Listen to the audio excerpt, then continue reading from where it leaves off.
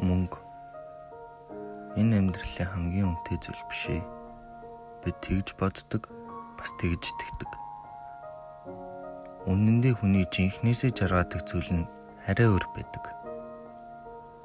Тэ урайхайгаа ингэж хэлсэн байдаг. Хүнийг жаргах үгэнд л битгий харамж бай гэж.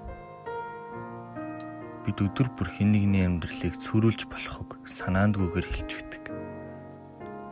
Заримдаа ууртайдаа, заримдаа яарсандаа, заримдаа огт бодлогүй.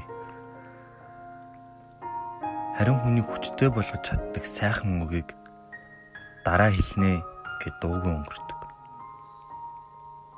Чиний хэлсэн чи чадна гэдэг ганцхан үйлбэр.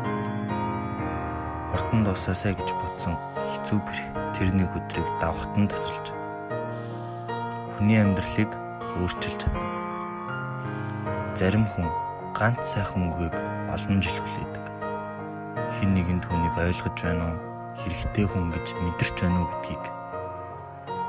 Тиймээс маргааш биш, дараа биш, яг одоо хэл. Чам татна хүн бүртээ. Чи надад хэрэгтэй хүн шүү. Баярлалаа. Би чамаар бахархдаг шүү. Итгээрэй. Ийм хүс амьдралыг илүү дулаахан, бас илүү аз жаргалтай болгодог. Тиймээс хүнийг жаргах үгэнд л битгий харамж угаарай. Хэрвээ энэ бичлэг зүрхэнд чинь хүрсэн бол энэ видеог тэр нэг хүнд илгээгээрэй.